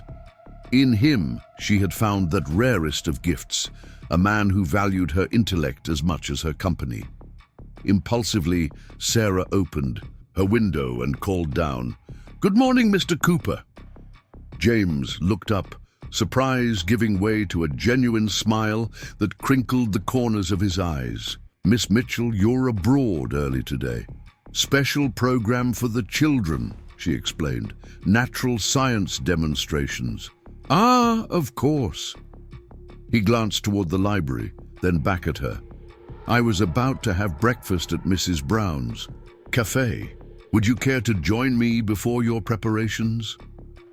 The invitation was simply offered, without pressure or hidden motive. "I'd like that," Sarah replied. "I'll be down directly." Mrs. Brown's cafe was warm and fragrant with the smells of coffee, baking biscuits, and fried bacon. Only a few early risers occupied the tables: the blacksmith, a rancher in town for supplies, and the stagecoach driver waiting for the morning departure. James secured a table near the window as Sarah entered, removing her light shawl in the warm room. Mrs. Brown herself bustled over with coffee, her round face beaming. "Miss Mitchell, Mr. Cooper, breakfast for two this morning?" "Please," James confirmed, "whatever's hot and plentiful." As Mrs. Brown returned to her kitchen, James turned to Sarah. "You seem especially cheerful this morning, despite the heat." "I've planned something special for the children today," she explained, warming her hands around the coffee cup despite the summer warmth. "A journey through the natural world, from the smallest insects to the cosmos." "They've certainly thrived under your guidance," James observed.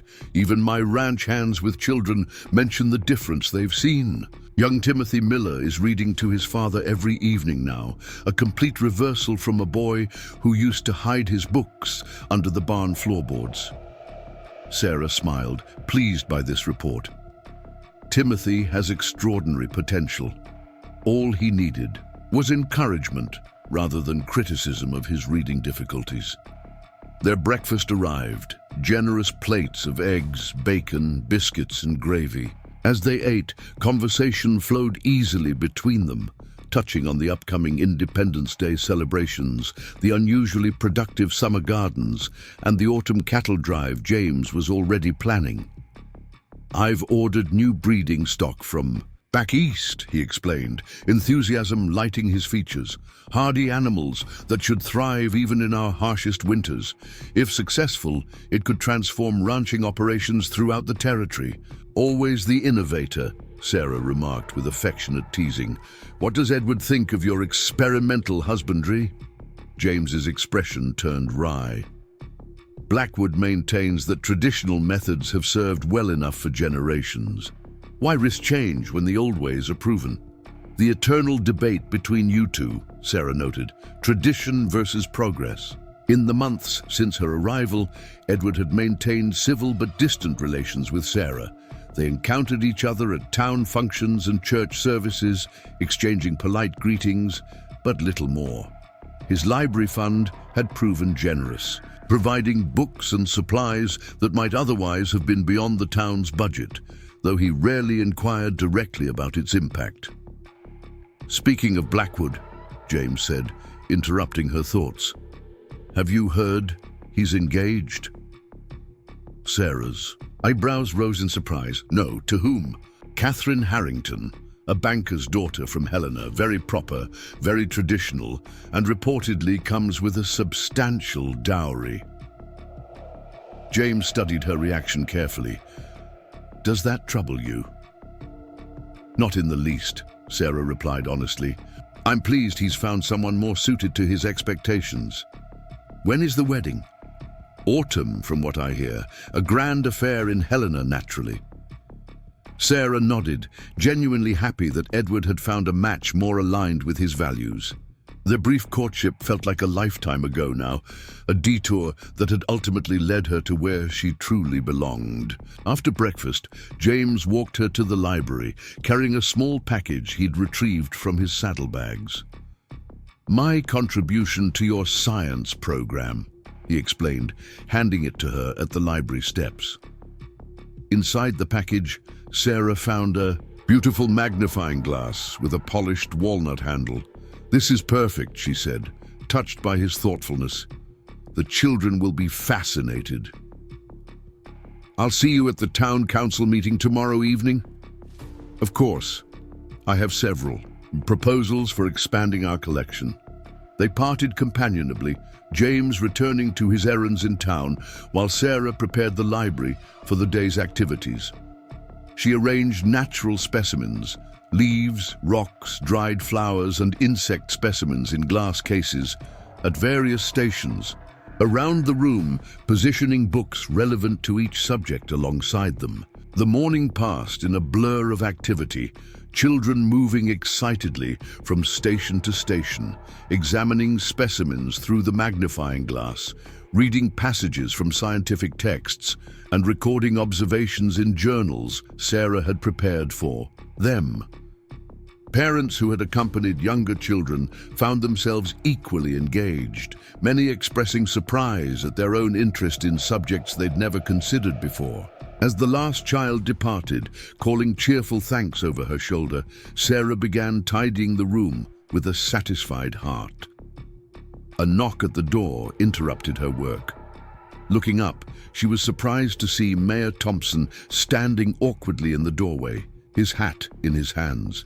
"Mayor Thompson," she greeted him, "what brings you to the library this afternoon?" "Official business, Miss Mitchell," he replied, his expression unusually serious. "Might I have a word?" "Of course." Sarah gestured to a chair near her desk, concerned about his formal manner.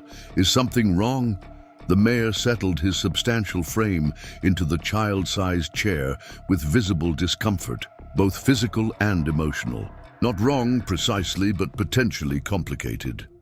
Sarah waited, maintaining a calm exterior despite her growing apprehension. "The town council met this morning," he began, tugging at his collar. "Special session called by Edward Blackwood." "I see," Sarah said carefully. "Regarding what matter?" "Your situation." Mayor Thompson couldn't quite meet her eyes. "Mr. Blackwood expressed concerns about your living arrangements. As an unmarried woman living alone, he suggested there might be appearances to consider for the library's reputation." Indignation flared in Sarah's chest, but she controlled her expression. "My living arrangements have been entirely proper these past months. I maintain a respectable residence and conduct myself with complete propriety." "Yes, yes," the mayor hurried to agree. "No one is suggesting otherwise, but Mr. Blackwood pointed out that your friendship with James Cooper has become the subject of some talk," Nothing scandalous, he added quickly, seeing her expression darken. But in a small town, even innocent associations can lead to speculation. I see, Sarah said again, her voice cooler now. And what was the council's conclusion regarding these concerns? Mayor Thompson shifted uncomfortably. The council values your contributions enormously, Miss Mitchell. The children have shown remarkable progress under your instruction. However, Sarah prompted when he faltered. However, there was agreement that certain formalizations might be advisable for appearance's sake. Boo, formalizations? Sarah repeated. Please speak plainly, Mayor Thompson. What exactly is being requested of me? The mayor took a deep breath. The council suggests that by the end of summer, you should either secure lodging with a respectable family rather than living independently, or... He trailed off again.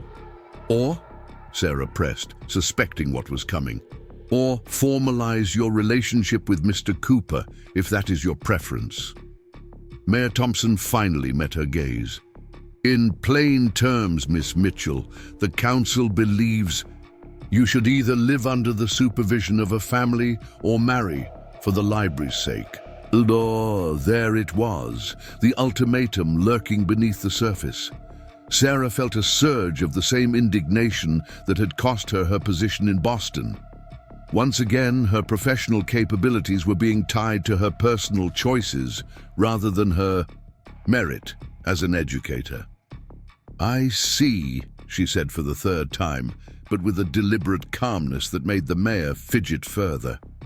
And who voted in favor of this suggestion? It was not unanimous, Mayor Thompson admitted. Mr. Cooper opposed it vehemently, of course, called it medieval thinking. Mrs. Wilson abstained. The rest of us felt it was a reasonable compromise. A compromise between what positions exactly? The mayor looked uncomfortable again. Between those who value your contributions and those who feel that traditional proprieties should be maintained. I assume Mr. Blackwood represented the latter position. He was most articulate in his concerns, Mayor Thompson acknowledged. Sarah stood, needing movement to channel her frustration. She paced to the window, looking out at the dusty street where her students had been playing just hours earlier. Mayor Thompson, she said finally, turning back to him, I must say I find this development disappointing. My living arrangements have no bearing on my ability to educate this town's children. My friendship with Mr. Cooper is entirely proper and has never once interfered with my professional responsibilities. No one is questioning your abilities, Miss Mitchell, the mayor insisted. It's merely a matter of appearances. Appearances, Sarah finished for him. Yes, I understand perfectly. The substance of my work matters less than conforming to traditional expectations about a woman's place and independence. Mayor Thompson had the grace to look somewhat ashamed. When you put it that way, it sounds rather backward, but you must understand the realities of a small community like ours. Certain traditions and expectations run deep. I understand those realities better than you might imagine, Sarah replied. I'll need time to consider my response to the council's suggestion. Of course, the mayor agreed, rising with evident relief that the conversation was concluding. Take the summer to reflect. No decision is needed until September. He paused at the door.